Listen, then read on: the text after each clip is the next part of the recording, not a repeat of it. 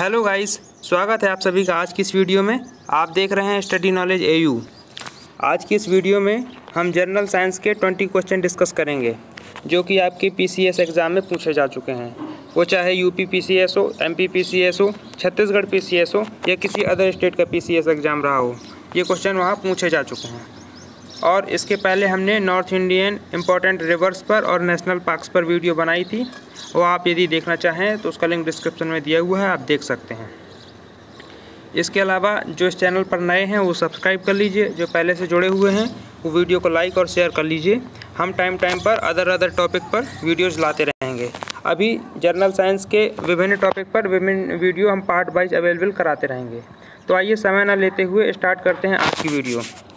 तो फ्रेंड्स, आप कॉपी और पेन लेकर बैठिएगा। मैं आपको इनके सही आंसर के साथ साथ बहुत सारे फैक्ट भी बताऊंगा इनसे रिलेटेड, तो आपको जो ठीक लगे उसको नोट करते चलिएगा। केवल वीडियो देखने से नहीं, फैक्ट को नोट करने और सीखने का महत्व है। कहीं ऐसा ना हो कि आप आगे जब एग्ज़ाम दें तो आप देखेंगे अरे ये तो हमने वीडियो में देख रखा था लेकिन हम फिर भी याद नहीं है। तो ऐसी स्थिति से बचने के लिए आप नोट करते चलें। तो आइए स्टार्ट करते हैं। तो आपका पहला क्वेश्चन है, सोनार निम्नलिखित द्वारा प्रयोग में लाया जाता है। तो इसका जो सही आंसर है वो है डी नंबर, नौ संचालकों के द्वारा। अब आइए जान लेते हैं सोनार के बारे में। इसका आंसर सही है डी, नौ संचालकों के द्वारा।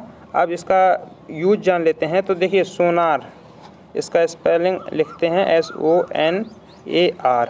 इसका फुल फॉर्म है साउंड नेविगेशन एंड रिंगिंग, ये इसका पूरा नाम है। अब इसका यूज क्या होता है?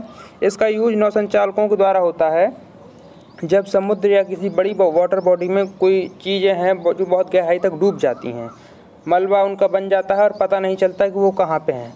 तो उनकी स्थिति जानने के लिए इस यंत्र के द्वारा अल्ट्रासोनिक साउंड वेव्स यानी पराश्रव्य ध्वनि तरंगें छोड़ी जाती हैं।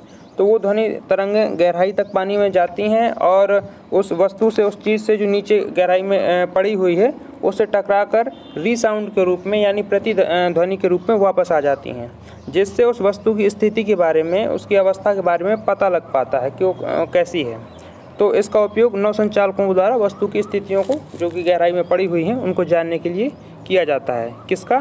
सोनार का। याद रखिएगा, सोनार है, नौ संचालकों के द्वारा यूज किया जाता है। और इसमें जो वेव्स यूज होती हैं वो हैं अल्ट्रासोनिक। ठीक है, अल्ट्रासोनिक मीन्स पराश्रव्य। आप जानते ही होंगे पराश्रव्य क्या होती हैं, जो कि 20,000 हर्ट्ज से ज़्यादा की होती हैं, वो होती हैं आपकी पराश्रव्य। ठीक है, ये पराश्रव्य, इनको आप सुन नहीं सकते हैं। आप क्यों नहीं सुन सकते हैं वो मैं आगे बताऊंगा। अब बढ़ते हैं हम नेक्स्ट क्वेश्चन की ओर। हर क्वेश्चंस में हम क्वेश्चन का सही आंसर तो जानेंगे ही साथ उससे जुड़े फैक्ट भी जानेंगे। तो नेक्स्ट क्वेश्चन क्या कहता है, ध्वनि की तीव्रता को मापने वाला यंत्र कौन सा है? तो इसका जो सही आंसर है डी नंबर है, ऑडियोमीटर। ध्वनि की तीव्रता को हम मापते हैं ऑडियोमीटर से। इसको आप देख लीजिए, नोट कर लीजिए, जो भी चाहें कर लीजिए। इससे हम ध्वनि की तीव्रता को मापते हैं। अब इसके अलावा जो ये 3 दिए हैं, इनका भी उपयोग जान लेते हैं कि इनका क्या उपयोग है। तो इसमें पहला दिया हुआ है क्रोनोमीटर। तो क्रोनोमीटर का क्या यूज होता है? जब वायुमंडलीय दशाएं, एटमॉस्फेरिक कंडीशंस चेंज हो जाती हैं, जैसे ह्यूमिडिटी है यानी आर्द्रता है, आपका एयर प्रेशर है, दाब है, इससे जो वायुमंडल में बदलाव आ जाता है, फिर भी ये क्रोनोमीटर समय की सही माप करता है, बिल्कुल शुद्धता से माप करता है क्रोनोमीटर। अब आप सोच रहे होंगे घड़ियाँ तो हैं ही, तो क्या ज़रूरत है? तो घड़ियाँ आपके डेली यूज में काम आती हैं, जो कि बहुत टेक्निकल वर्क्स होते हैं लैब्स वगैरह में, तो वहाँ पे इन्हीं का यूज किया जाता है। क्योंकि घड़ी तो आगे पीछे हो सकती है ना, उसमें तो टाइम सेट होता है, तो आगे पीछे हो सकती है, बट ये बिल्कुल एक्यूरेट वैल्यू देते हैं क्रोनोमीटर। तो इनका उपयोग समय की परिशुद्धता पूर्वक माप के लिए होता है। ठीक है, इसके अलावा आपका सेकंड है एनीमोमीटर। इससे वायु के वेग की माप करते हैं, वेलोसिटी ऑफ द एयर। ठीक है, वायु की चाल की माप करते हैं किससे? एनीमोमीटर से। इसके बाद तीसरा है आपका ऑडियोफोन। तो ऑडियोफोन के बारे में अक्सर लोग जानते ही होंगे, जब ठीक से सुनाई नहीं देता है तो ध्वनि की गुणवत्ता को, क्वालिटी को ठीक करने के लिए ऑडियोफोन का यूज किया जाता है। ठीक है, तो इसका ध्वनि की तीव्रता को मापते हैं ऑडियोमीटर से और इसकी गुणवत्ता को सही करते हैं ऑडियोफोन से। तो इनमें कंफ्यूज नहीं होइएगा, ऑडियोमीटर और ऑडियोफोन अलग अलग हैं। ठीक है, अब हम बढ़ते हैं नेक्स्ट क्वेश्चन के लिए। फ्रेंड्स हर क्वेश्चन में थोड़ा टाइम लग रहा है क्योंकि हम उसको डिटेल में बता रहे हैं। हम केवल आपको सही उत्तर बता के आगे भी बढ़ सकते हैं, लेकिन ऐसा नहीं कर रहे हैं, आप डिटेल में बता रहे हैं ताकि लाभ ज़्यादा हो। इस क्वेश्चन में क्या कह रहा है, निम्नलिखित में से कौन सुमेलित नहीं है, मतलब किसका सही मेल नहीं है। तो आइए देख लेते हैं। एनीमोमीटर, इससे तो भाई वायु की चाल ही मापी जाती है, मैंने अभी बताया था, तो ये तो आंसर नहीं है, ये तो आपका राइट है। इसके बाद सेकंड है आपका अमीटर। तो अमीटर से तो इलेक्ट्रिक करंट ही मापा जाता है। जो भी 10th या 12th पढ़ के आए होंगे साइंस साइड से बहुत अच्छे से जानते होंगे कि इलेक्ट्रिक करंट को अमीटर से ही मापते हैं, ठीक है। अब है टैक्योमीटर सी में, और डी में है पायरोमीटर। तो पायरोमीटर भी सही है, इससे हम उच्च ताप मापते हैं। इसके बारे में मैं अभी आगे आपको बताऊंगा डिटेल में कि पायरोमीटर का यूज क्या होता है। अब बचा केवल टैक्योमीटर। तो जो टैक्योमीटर है इससे दाबांतर नहीं मापते हैं, ठीक है। इस क्वेश्चन के अकॉर्डिंग आपका राइट आंसर यही है, क्योंकि ये जो है सही सुमेलित नहीं है।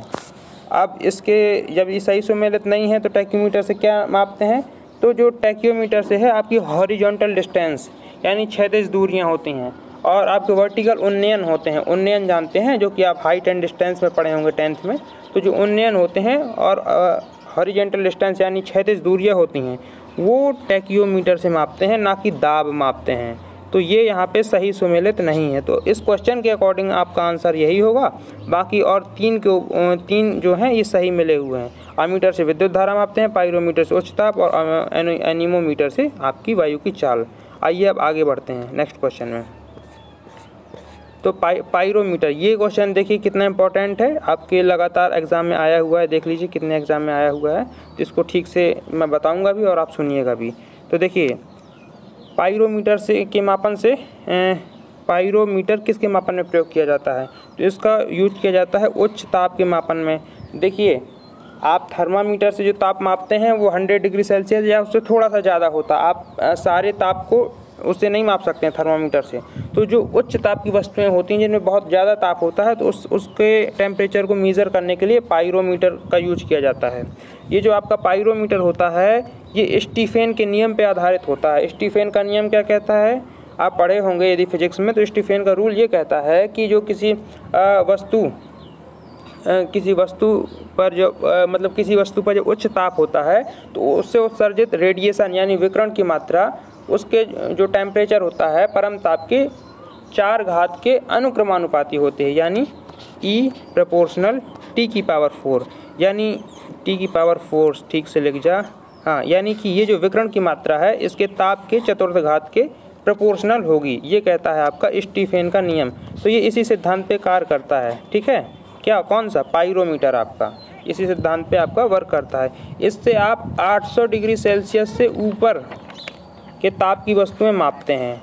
जिसका तापमान 800 डिग्री सेल्सियस से एबव होता है उनका टेम्परेचर इससे मापा जाता है रेडिएशन के द्वारा।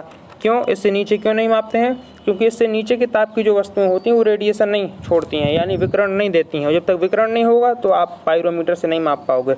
अब जैसे सूर्य वगैरह का टेम्परेचर लेना होता है ना, या किसी भी बहुत बिल्कुल धधकते हुए आग के गोले टाइप का, तो इसके लिए पायरोमीटर का ही यूज करते हैं, ठीक है। तो मैंने डिटेल में बताया इसके बारे में, आप नोट करिएगा। अब बढ़ते हैं आगे नेक्स्ट क्वेश्चन में। नेक्स्ट क्वेश्चन में पूछ रहा है पायरहिलियोमीटर का प्रयोग निम्न में से किसे नापने के लिए किया जाता है। तो पायरहिलियोमीटर का उपयोग किसके लिए करते हैं, हम देखते हैं इस क्वेश्चन में।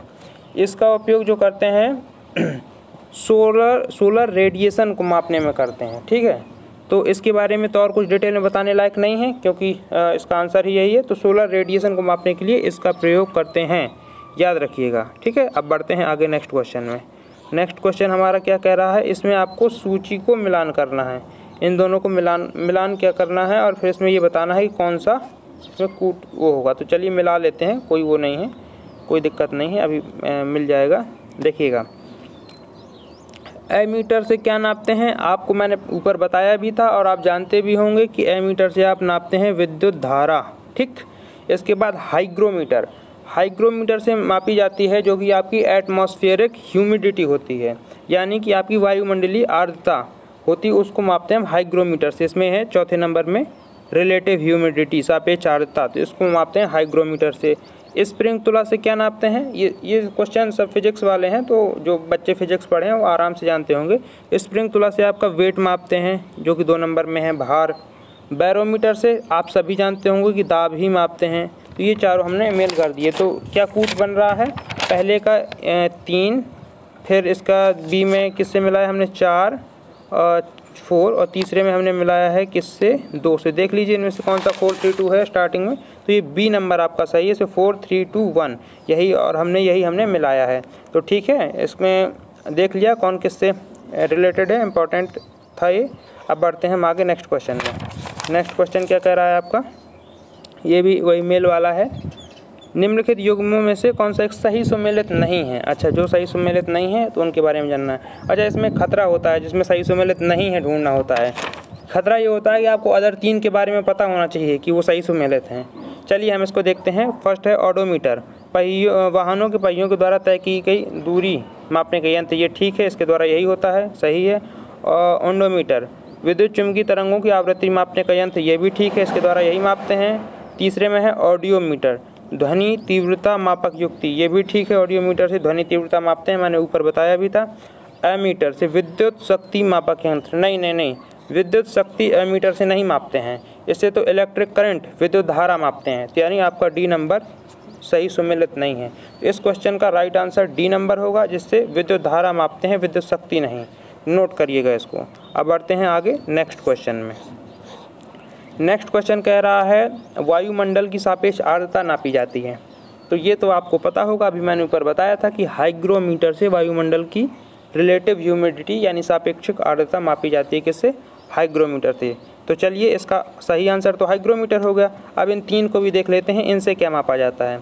तो ये हाइड्रोमीटर है, पहले में कंफ्यूज नहीं होइएगा। हाइड्रोमीटर और हाइग्रोमीटर ये दोनों अलग अलग हैं, ठीक है। हाइग्रोमीटर से आप ह्यूमिडिटी यानी आर्द्रता मापते हैं, और हाइग्रोमीटर से आप जल यानी वाटर या किसी भी लिक्विड की डेंसिटी यानी घनत्व मापते हैं, ठीक है। तो याद रखिएगा, ये सही नहीं वर्क कर रहा है ये। तो हाइड्रोमीटर से किसी भी लिक्विड की डेंसिटी मापते हैं, हाइग्रोमीटर से आपका वायुमंडलीय आर्द्रता मापते हैं, लैक्टोमीटर से दूध का घनत्व मापते हैं। यदि दूध में यदि पानी मिलाया गया है ना, तो इस यंत्र के माध्यम से पता चल जाता है कि उसमें पानी मिलाया गया है, कितना पानी मिलाया गया है। तो लैक्टोमीटर से दूध की डेंसिटी मापते हैं, ओके। और ये पोटेंशियोमीटर है, इससे आपका ईएमएफ, जो किसी सेल का ईएमएफ बल होता है, इलेक्ट्रोमैग्नेटिक फोर्स, तो ये मापते हैं आपके पोटेंशियोमीटर से, ठीक है। तो याद रखिएगा। बढ़ते हैं आगे नेक्स्ट क्वेश्चन में। नेक्स्ट क्वेश्चन में फिर से मिलान करना है। इसमें क्या क्या कह रहा है? स्टेथोस्कोप, इससे क्या मापते हैं? तो स्टेथोस्कोप से मापते हैं हृदय की धड़कन। तीसरे नंबर में दिया है, हृदय की धड़कन मापी जाती है आपके स्टेथोस्कोप से। बी नंबर में है स्फिग्नोमैनोमीटर। स्फिग्नोमैनोमीटर से आपका मापते हैं बीपी, रक्तचाप। जो आपका रक्तचाप बीपी मापते हैं जिस डिवाइस से, वो है स्फिग्नोमैनोमीटर, ओके। इसके बाद है आपका कैरेटोमीटर। अब कैरेटोमीटर से क्या मापते हैं? सोने की शुद्धता। देखिए, जब कहते हैं ना कि 24 कैरेट प्योर गोल्ड है, बिल्कुल 24 कैरेट शुद्ध सोने का बना हुआ है, तो वो किससे मापते हैं? जो आप बताते हैं कैरेट में, वो कैरेटोमीटर से मापते हैं, जो कि सी नंबर में, ठीक है। डी नंबर में है लक्स मीटर। इससे क्या मापते हैं? लक्स मीटर से, लक्स मीटर से प्रकाश की तीव्रता मापते हैं। अब केवल यही बचा है, तो इससे यही मापते हैं, ठीक है। तो मैंने चारों बता दिए हैं। तो इसका राइट आंसर कौन सा होगा? इसका राइट आंसर होगा आपका सी 3 4 2 सॉरी जस्ट 1 मिनट। इसका राइट आंसर होगा 3 4 2 1। ये इसका राइट आंसर होगा, ठीक है। इससे आपका जो मापते हैं मैंने बता दिया। बढ़ते हैं हम नेक्स्ट क्वेश्चन की ओर। नेक्स्ट क्वेश्चन क्या कह रहा है? 1 मिनट रुकिएगा। नेक्स्ट क्वेश्चन कह रहा है प्रकाश की तीव्रता नापने के लिए जिस उपकरण का प्रयोग किया जाता है उसे क्या कहते हैं? तो मैंने आपको ऊपर ही बता दिया है। प्रकाश की तीव्रता यानी उसकी जो वेलोसिटी होती है, किसकी? प्रकाश की, वो मापते हैं हम लक्सीमीटर में। किससे मापते हैं? प्रकाश की जो तीव्रता मापी जाती है वो मापते हैं हम लक्सीमीटर से, ठीक है। तो ये आपका राइट आंसर है। इसके अलावा और देख लेते हैं एनीमोमीटर से मैंने बताया था वायु की चाल, वेलोसिटी ऑफ द एयर कोलोरीमीटर से। अब आप सोच रहे होंगे कोलोरीमीटर ये क्या है, मैं बता देता हूँ। इसके अलावा पहले लक्सीमीटर से आपकी प्रकाश की तीव्रता हो गई। अल्टीमीटर से, अल्टीमीटर एक ऊंचाई मापक यंत्र है, इससे हाइट को मेजर किया जाता है, ठीक है, ये नोट करते चलिएगा।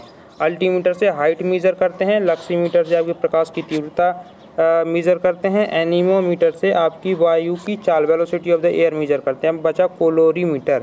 इससे क्या होता है, ये एक्चुअली में एक प्रकाश सुग्राही डिवाइस है। ये प्रकाश को जो है ना अपने अंदर एब्जॉर्व कर लेता है और फिर उसमें रंग की मात्रा को मापता है कि उसमें कितना रंग कौन से उसमें रेशियो में है।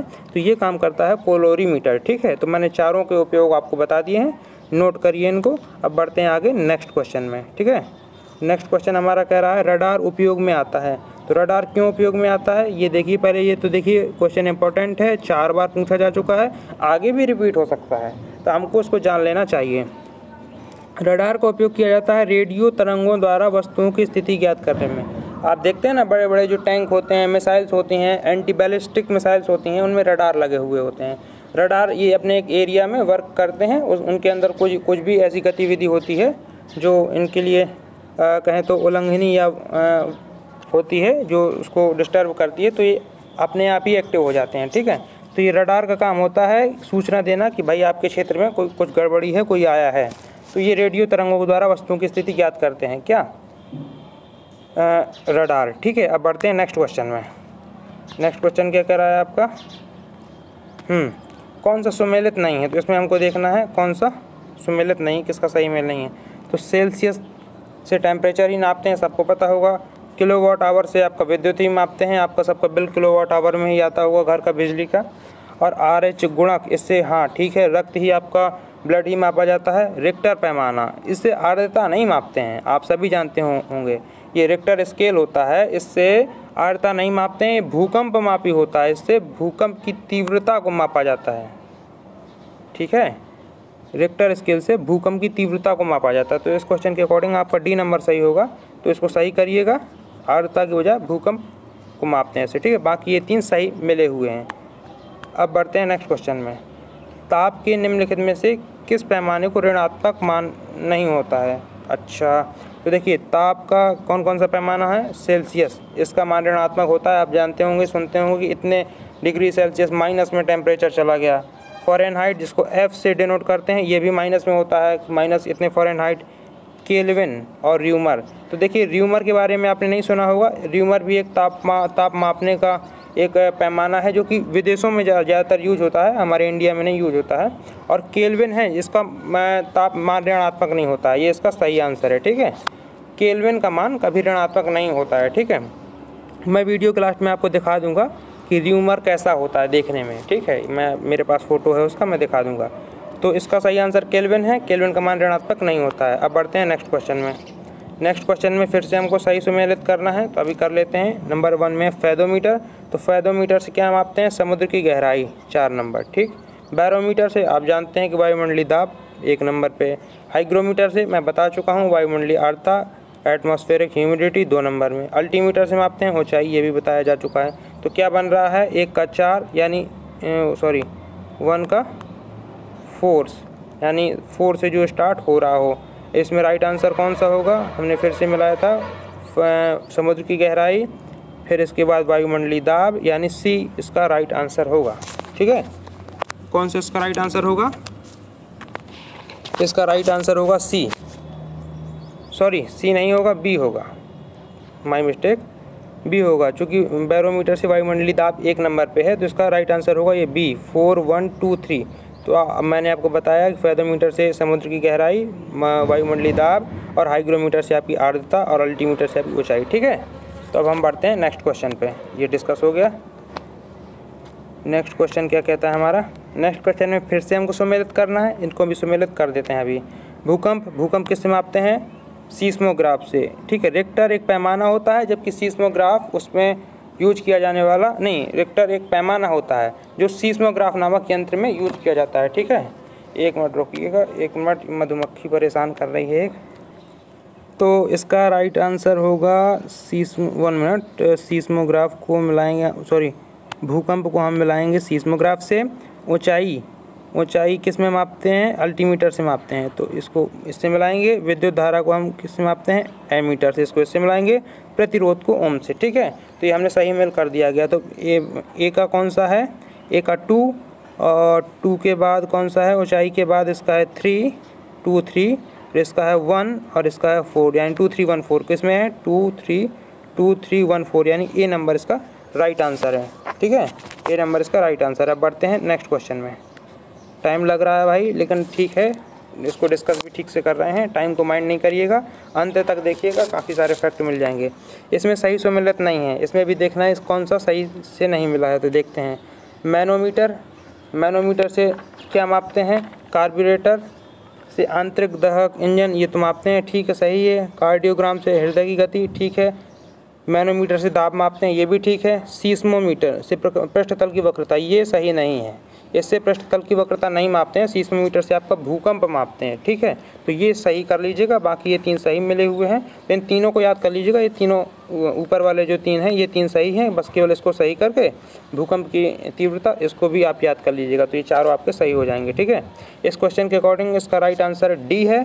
बाकी इसका जो कहें तो सही मिलान होगा वो आपकी भूकंप की तीव्रता होगी। आगे बढ़ते हैं नेक्स्ट क्वेश्चन में। क्या कह रहा है, निम्नलिखित में से किसके तापमान को फोनोमीटर के द्वारा किसके मापन में फोनोमीटर का उपयोग किया जाता है। ठीक है, तो फोनोमीटर का जो आपका उपयोग किया जाता है ध्वनि स्पंदन एवं आवृत्ति इसमें है। अच्छा, ये क्वेश्चन यस, इसका देखिए फोनोमीटर का जो यूज किया जाता है वो आपके ध्वनि की जो स्पंदन है और उसकी आवृत्ति होती है उसको मापने में किया जाता है। लेकिन जिस साल ये क्वेश्चन आया था यूपीपीसीएस में मेंस में, देखिए मेंस क्या है ना कि 2017 के पहले 2017 तक, यानी 2018 के पहले सारे ये मेंस का में जो साइंस होता था वो ऑब्जेक्टिव टाइप होता था। अब नहीं होता है। ये आपके क्वेश्चन प्रीलिम्स में पूछे जा सकते हैं। अब ये सारे क्वेश्चन आपके प्रीलिम्स की दृष्टि से बहुत महत्वपूर्ण है। तो मेंस में पहले पूछा गया था 2014 में, तो तब इस क्वेश्चन का जो राइट आंसर है वो इसमें विकल्प में दिया ही नहीं था। यूपीपीसीएस ने इसमें कोई भी वो मतलब फैसला बाद में नहीं दिया था। तो इसमें हम आपको भी नहीं कोई बताएंगे, लेकिन जो हमको पता है उसका राइट मतलब इसका क्या यूज होता है वो इसका ध्वनि और उसकी आवृत्ति के मापन में इसका यूज किया जाता है। हम बढ़ेंगे अब नेक्स्ट क्वेश्चन की ओर। ये कह रहा है भूकंप मापी यंत्र कौन सा है। तो सभी को सब पता है, आप सभी को पता है, वो है आपका सीस्मोग्राफ। ठीक है, जो भूकंप मापी यंत्र है वो है सीस्मोग्राफ। ठीक है, अब इनसे क्या मापते हैं, जो आपका क्रेस्कोग्राफ है, क्रेस्कोग्राफ से आपके पौधों में कितनी वृद्धि हुई, उनकी लंबाई कितनी बढ़ी, ये क्रेस्कोग्राफ से माप लेते हैं। गीगर काउंटर से जो इसमें एटॉमिक एक्टिविटी होती हैं, परमाणु वाले गतिविधियाँ, वो गीगर काउंटर से मापते हैं। रेन गेज से आपकी वर्षा की मात्रा मापते हैं कि वर्षा कितनी हुई। अब बढ़ेंगे नेक्स्ट क्वेश्चन में। दूध का आपेक्षिक घनत्व मापा जाता है, तो ये मापा जाता है आपका लैक्टोमीटर से। दूध का आपेक्षिक घनत्व लैक्टोमीटर से मापते हैं। एक मिनट, दूध का घनत्व मापते हैं लैक्टोमीटर से। थर्मामीटर से ताप मापते हैं और हाइड्रोमीटर से आपको मैं बता चुका हूँ जल का घनत्व मापते हैं। ठीक है, अब है ब्यूटीरोमीटर। तो ये जान लीजिए ब्यूटीरोमीटर से किसी की ब्यूटी नहीं मापते हैं कि आप सुंदरता को मापने लगे, फिर कहें भाई मैं तो उसी से शादी करूंगा जिसकी ब्यूटी 15 पॉइंट है, 50 पॉइंट है, 85 पॉइंट है। तो ऐसा कुछ नहीं है। ब्यूटीरोमीटर से फैट मापते हैं, जो कि दूध में आपके कितनी वसा है, कितना फैट है, ये ब्यूटीरोमीटर से मापते हैं। अब आपका लास्ट क्वेश्चन है वह थर्मामीटर जो 2000 डिग्री सेल्सियस 2000 डिग्री सेल्सियस मापने में हेतु प्रयुक्त होता है। तो मैंने बताया था कि 800 डिग्री सेल्सियस से ऊपर के लिए आप पायरोमीटर का यूज करते हैं। तो इसका आंसर सही है सी, पायरोमीटर। अब आप लोग देखना चाहें कि र्यूमर की कैसी तस्वीर होती है तो मैं दिखा देता हूं। वीडियो को लाइक, शेयर और चैनल को सब्सक्राइब कर लीजिएगा। बेल आइकन जरूर प्रेस कर लीजिएगा। और भी अदर टॉपिक पे जो हम वीडियो बनाएंगे ऐसे ही डिटेल डिस्कस करके, भले ही क्वेश्चन तो 20 थे लेकिन आप टोटल पूरा डिस्कशन देखेंगे तो आपको 50+ क्वेश्चन मिल गए होंगे। तो ऐसे ही हम अदर टॉपिक पे वीडियो लाते रहेंगे। अभी मैं आपको र्यूमर का फ़ोटो दिखा देता हूँ जस्ट। तो देखिए र्यूमर जो होता है वो आपको कुछ इस तरह होता है। ठीक है, ये जो सर्कल के अंदर है इस तरह का होता है। इससे आपका टेम्परेचर ही मापा जाता है। ठीक है, तो र्यूमर इस तरह की एक डिवाइस होती है। ठीक है, तो इससे भी टेम्परेचर मापते हैं। ओके, तो आज की आपकी वीडियो यहीं पर समाप्त होती है। अब हम नेक्स्ट वीडियो में नेक्स्ट टॉपिक पर क्वेश्चंस लाएंगे जो कि डिस्कस करेंगे। तो बने रहिएगा, तब तक साथ मिलते हैं नेक्स्ट वीडियो में। Thank you.